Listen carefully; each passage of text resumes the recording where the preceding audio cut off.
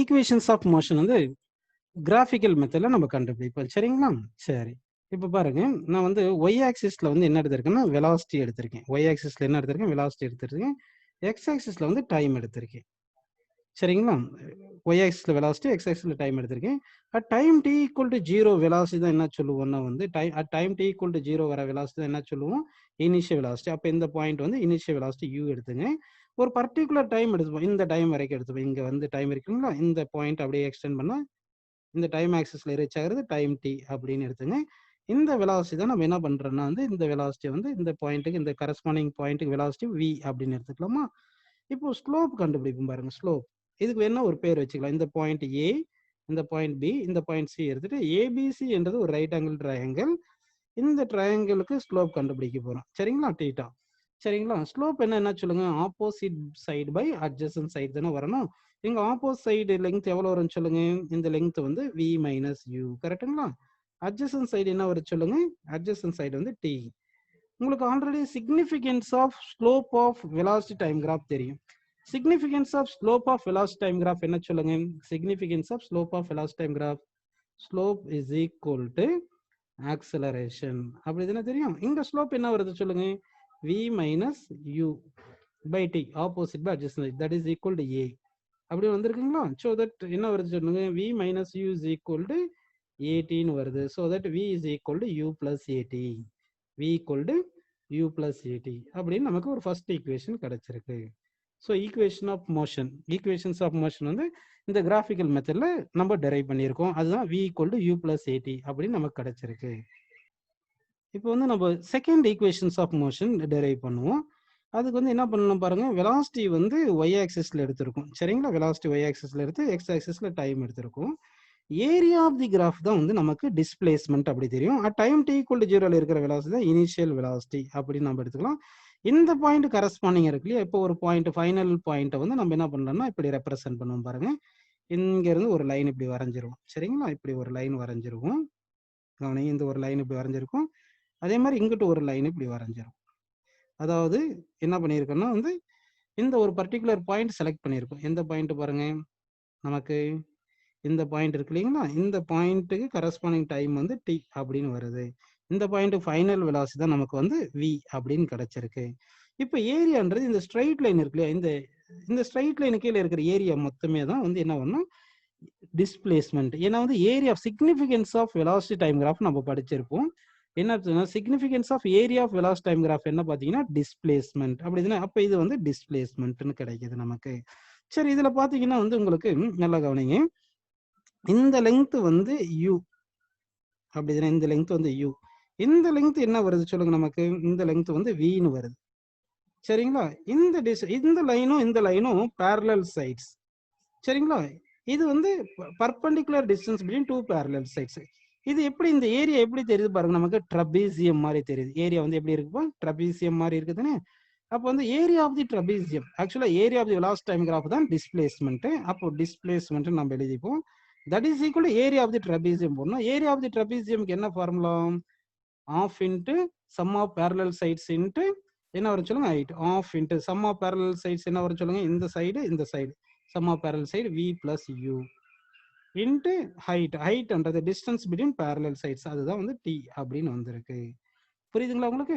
சரி, இப்போ வந்து ஒரு ஈக்குவேஷன் பார்த்துருந்தோம். என்ன ஈக்குவேஷன் பார்த்துருந்தோம் பாருங்க, இங்கே v equal to u plus at. அந்த ஈக்குவேஷன் பார்த்துருந்தோமா? அந்த ஈக்குவேஷன் இங்க கொண்டு வரும். அந்த ஈக்குவேஷன் கொண்டு வந்தோம்னா v equal to u plus at அப்படின்னு வந்திருக்குங்களா? இதை கொண்டு போயிட்டு இந்த ஈக்குவேஷன்ல சப்ஸ்டிட் பண்ணிடுவோம். எங்க இந்த ஈக்குவேஷன்ல இங்க சப்ஸ்டிட் பண்ணுவோம். அப்படி சப்ஸ்டிட் பண்ணீங்கன்னா உங்களுக்கு என்ன கிடைக்கும் பாருங்க? உங்களுக்கு என்ன வரும் பாருங்க? s is equal to half into v பிளேஸ்ல u பிளஸ் at சப்ஸ்டிட் பண்ணுங்க. u பிளஸ் at அடுத்து ஒரு u இருக்கு இன்ட்டு t இருக்கு. கரெக்டுங்களா? அப்போ என்ன வருது பாருங்க, இங்க u plus u 2u by 2 வந்து u வந்துட்டு இன்ட்டு t போட்டோம்னா t கிடைக்குது. அடுத்து at into t at square by 2 கிடைக்குது. ஸோ at ஸ்கொயர் பை 2 அப்படின்னு டிஸ்பிளேஸ்மெண்ட் ஈக்குவேஷன் நமக்கு கிராஃபிக்கல் மெத்தட்ல கிடைச்சிருக்கு. புரியுதுங்களா? அது so initial velocity, final velocity, இந்த டைம் இதெல்லாமே யூஸ் பண்ணி இந்த ஏரியான்றது கிராஃப் தான் டிஸ்பிளேஸ்மெண்ட். இந்த கான்செப்டை வச்சு தான் நம்ம டிஸ்பிளேஸ்மெண்ட் வந்து area of the velocity time graph அப்படின்னு போட்டு நமக்கு ஃபார்முலா வந்திருக்கு. s equal to ut plus half at square. சரிங்களா? இதே மாதிரி கால்குலஸ் மெத்தட்லயும் வந்து நம்ம என்ன பண்ணலாம்னா ஈக்குவேஷன்ஸ் ஆஃப் மோஷனை டெரைவ் பண்ணலாம். ஈக்குவேஷன்ஸ் ஆஃப் மோஷன் எப்படி டெரைவ் பண்ணலாம்? கால்குலஸ் மெத்தட்ல டெரைவ் பண்ணலாம். சரிங்களா? அப்போ பை கால்குலஸ் மெத்தட் அப்படி போயிடலாமா? கால்குலஸ் மெத்தட் போயிட்டீங்கன்னா ஆக்சுவலா வந்து ஆக்சலரேஷனை எப்படி டிஃபைன் பண்ணணும்னா டிவி பை டிடி. ஆக்சலரேஷன் எப்படி டிஃபைன் பண்ணணும்னா டிவி பை டிடி அப்படின்னு டிஃபைன் பண்ணோம். இப்போ டிவி இஸ் ஈக்குவல் டு என்ன வரும்னு பார்த்தீங்கன்னா ஏ இன்ட்டு டிடி அப்படின்னு எடுத்துக்கணும். ஏன்னா ஆக்சலரேஷன் வந்து ரேட் ஆஃப் சேஞ்ச் ஆஃப் வெலாசிட்டின்னு சொல்லியிருக்கும். இப்போ இது வந்து இன்டகிரேட் பண்ணணும். Initial velocity u, final velocity v. Initial time 0, final time t அப்படின்னு எடுத்துக்கணும். உங்களுக்கு ஒரு ஃபார்முலா சொல்லி தரேன். Integral x power n dx அந்த மாதிரி இருந்தா இதுக்கு ஃபார்முலா என்ன பார்த்தீங்கன்னா x power n plus 1 divide by n plus 1. இந்த ஃபார்முலா ஞாபகம் வச்சுக்கணும். லிமிட் ஏதாவது இருக்கும் இனிஷியல் இருந்து ஃபைனல். அதுக்கு வந்து இனிஷியல் வந்து x1 இருந்து ஃபைனல் x2 அப்படின்னு இருந்துச்சுன்னா அதையும் சப்ஸ்டிட் பண்ணிக்கணும். இங்க initial value final value x1 x2 அப்படின்னு சப்ஸ்டிட் பண்ணிக்கணும். சப்ஸ்டிட் பண்ணிட்டு ஃபர்ஸ்ட் ஃபைனல் வேல்யூ சப்ஸ்டிட் பண்ணிட்டு அடுத்து மைனஸ் இனிஷியல் வேல்யூ சப்ஸ்டிட் பண்ணணும். அது எப்படி பார்த்தீங்கன்னா x2 power n plus 1 minus x1 power n plus 1 divide by n plus 1. இதுதான் இன்டகிரேஷன் அப்படின்னு சொல்றாங்க. அதாவது நல்லா பாருங்க, integral X power n dx அப்படின்னு இருந்துச்சுன்னா லிமிட் x1 டு x2 இருந்துச்சுன்னா இன்டகரல் எக்ஸ் பவர் n க்கு டிஃபரன்ஸ் இன்டகிரேட் பண்ண என்ன வரும்னா X power n plus 1 divide by n plus 1. Limit lower limit upper limit போட்டு upper limit minus lower limit போடணும். சரிங்களா? இப்போ பாருங்க இன்டகரல் டிவி தானே இருக்கு. அதுக்கு என்ன மாதிரி எழுதலாம்? இன்டகரல் டிஎக்ஸுக்கு என்ன சொல்ற மாதிரி இன்டகரல் டிஎக்ஸ் வேணும்னா எக்ஸ் பவர் 0ன்னு போட்டுக்குங்க. எக்ஸ் பவர் 0 போட்டீங்கன்னா சரிங்களா, இந்த இன்டெகிரல் எல்லாம் சும்மா அஸ்யூம் பண்ணிக்கிங்க. உங்களுக்கு வந்து மேக்ஸ் கிளாஸ் நடத்தும் போது இந்த இன்டெகிரல் எல்லாமே கிளியரா சொல்லி தரேன். இப்போதைக்கு மட்டும் சும்மா இந்த கால்குலஸ் மெத்தட்ல சொல்லி தரேன். புரிஞ்ச அளவுக்கு பாருங்க. ஏன்னா உங்களுக்கு ஆல்ரெடி ஈக்குவேஷன்ஸ் ஆஃப் மோஷன் வந்து தெரியும் இல்லைங்களா? சும்மா கால்குலஸ் மெத்தட்னு ஒரு மெத்தட் சொல்லி தரேன். எக்ஸ் பவர் 0 டிஎக்ஸ்னா இங்க பாருங்க இந்த ஃபார்முலா பார்த்தீங்கன்னா n பிளஸ்ல 0 போட்டீங்கன்னா 0 பிளஸ் 1 1ன்னு வந்துடும். அதனால வந்து எக்ஸ் பவர் 1 பை 1. அப்போ இன்டெகிரல் டிஎக்ஸ்ன்றது எக்ஸ் பவர் 0 இன்ட்டு டிஎக்ஸ் வரும். அப்போ இன்டெகிரல் டிஎக்ஸ் வந்து எக்ஸ்ன்னு எழுதிக்கணும். அந்த மாதிரி இங்க இன்டெகிரல் டிவி என்ன பண்ணலாம் சொல்லுங்க? வி அப்படின்னு போட்டுக்கிட்டு லிமிட் வந்து u டு v அப்படின்னு போட்டுங்க. இந்த a வந்து கான்ஸ்டன்ட் ஆக்சலரேஷனுக்கு தான் நம்ம பார்த்துட்டு இருக்கோம். அப்போ a வெளியே எடுத்துட்டோம்னா இன்டெகிரல் டிடி தானே. இன்டெகிரல் டிஎக்ஸ்னா எக்ஸ்ன்னு போட்ட மாதிரி இன்டெகிரல் டிடிக்கு என்ன பண்ணணும்? டீன்னு போட்டுக்கணும். புரியுதுங்களா? லிமிட் 0 டு டீன்னு போட போறோம். இங்க லிமிட் போட்டீங்கன்னா இங்க வந்து ஃபைனல் வெலாசிட்டி v தானே எழுதியிருக்கும். அப்போ இங்க அப்பர் லிமிட் வின்னு போடுங்க, மைனஸ் லோயர் லிமிட் யூன்னு போடுங்க. That is equal to a into t அப்படின்னு வந்திருக்கு. புரியுதுங்களா? இப்போ வந்து v இஸ் ஈக்குவல் என்ன வரும் பார்த்தீங்கன்னா u பிளஸ் ஏடி. சரி, எந்த மெத்தட்ல நம்ம சால்வ் பண்ணாலும் சரி நமக்கு ஃபைனல் வெலாசிட்டி வந்து என்ன வருதுன்னு பார்த்தீங்கன்னா இனிஷியல் வெலாசிட்டி பிளஸ் ஏடி இந்த மாதிரி தான் நமக்கு கிடைக்குது. புரியுதுங்களா உங்களுக்கு? சரி, இந்த இப்போ வந்து உங்களுக்கு ஈக்குவேஷன்ஸ் ஆஃப் மோஷன் எல்லாமே தெரியும் உங்களுக்கு. சரிங்களா? என்னென்ன தெரியும்னா நிறைய ஃபார்முலாஸ் பார்த்துட்டோம். v equal to u plus ஏடின்னு பார்த்தோம். அடுத்து எஸ் ஈக்குவல் நிறைய இடத்துல இந்த 3 ஃபார்முலா தான் நிறைய யூஸ் பண்ணுவோம். அதனால தான் புக்லவே வந்து இந்த 3 ஃபார்முலா தராங்க. v equal to u plus a t, s equal to plus half a t square, v square minus u square equal to a s. எந்த மாதிரி சம்மு கேட்டாலும் போதும் இந்த 3 ஃபார்முலா வச்சு நம்ம சம் எல்லாம் சால்வ் பண்ணிடலாம். புரியுதுங்களா உங்களுக்கு? சரி, இப்போ ஒரு ப்ராப்ளம் கொடுக்குறேன். யார் கரெக்டாக சால்வ் பண்றீங்க பார்க்கலாம். பாருங்க, நம்ம என்ன பண்ணலாம்னா வந்து இப்போ வந்து என்ன பண்ணலாம்னா இங்கே பாயிண்ட் ஏன்னு எடுத்துங்க, இந்த பாயிண்ட் பின்னு எடுத்துங்க. சரிங்களா? இப்போ ஏல இருந்து பிக்கு நம்ம மூவ் பண்றோம்.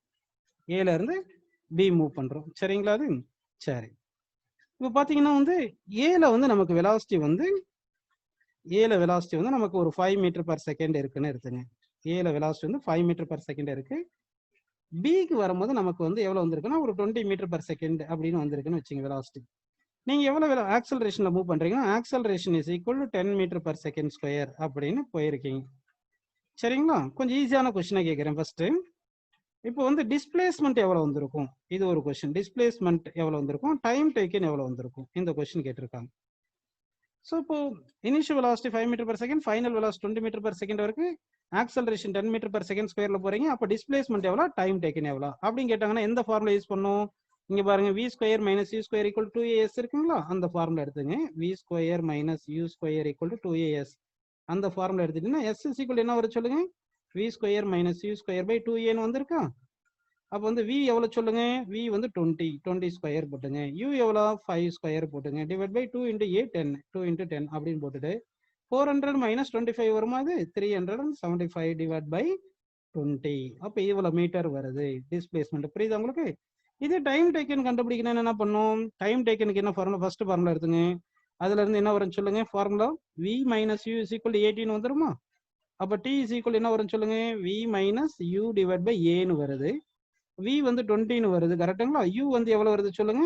5 ன்னு வரதுனால இது 10 ன்னு போட்டோம்னா 20 minus 5 எவ்வளவு வருது? 15 வந்துட்டு divide by 10. So 1.5 second. அப்ப நமக்கு டைம் வந்து 1.5 செகண்ட் வந்திருக்கு. டிஸ்பிளேஸ்மெண்ட் வந்து 375 by 20 அப்படின்னு நமக்கு கிடைச்சிருக்கு. இது புரியுதுங்களா? அடுத்து ஒரு கொஸ்டின் கொடுக்குறேன் பாருங்க. இப்ப என்ன பண்ணலாம்னா இது வந்து ஒரு ஏன்னு எடுத்துங்க பாயிண்ட், இது வந்து பி அப்படின்னு எடுத்துங்க. இந்த பாயிண்ட் ஏன்னு எடுத்துட்டு இந்த பாயிண்ட் பி அப்படின்னு எடுத்துக்கலாமா?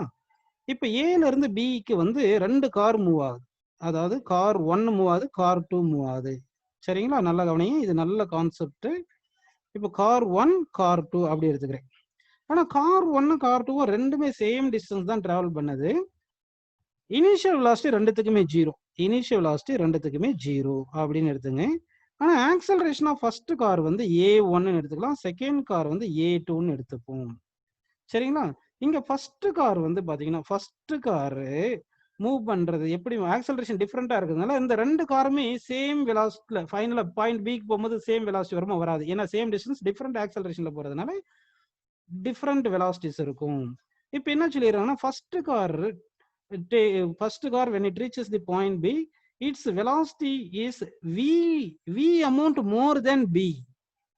v amount more than b. அதாவது நம்ம final velocity of car 1 v1 எடுத்துக்கிட்டு final velocity of car v2 v2 எடுத்து செகண்ட் காருக்கு v2 எடுத்துட்டோம்னா ஃபர்ஸ்ட் காரோட velocity v greater than v2 ன்னு சொல்லியிருக்காங்க. அப்படின்னா v1 மைனஸ் v2 தான் v ன்னு கொடுத்துருக்காங்கன்னு அர்த்தம். புரியுதுங்களா உங்களுக்கு?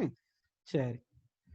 டைம் டேக்கன் அப்ப என்ன ஆகும்? ஃபர்ஸ்ட் கார் கம்மியா இருக்கும், செகண்ட் காருக்கு அதிகமா இருக்கு. Time taken by second car T time more than second car first car அப்படின்னு சொல்றாங்க. அப்படின்னா second car time taken t2, first car t1னா இது கிரேட்டர் வந்து t அப்படின்னு வந்திருக்கு. புரியுதுங்களா? இப்போ நமக்கு என்ன ரிலேஷன் கேக்குறாங்கன்னா வந்து இந்த t-க்கும் இந்த வெலாசிட்டிக்கும் இந்த a1 a2 v என்றது என்னது? டிஃபரன்ஸ் இன் ஃபைனல் வெலாசிட்டி. டைம் t என்றது என்னது? Difference in time taken. இதுக்கு a1 a2 ஆஃப் தி காருக்கு ரிலேஷன் என்ன பாத்தீங்கன்னா வந்து நல்லா கவனிக்கணும். Square root of a1 a2 is equal to v by t இப்படின்னு ஃபார்முலா நமக்கு கிடைக்கும். சரிங்களா?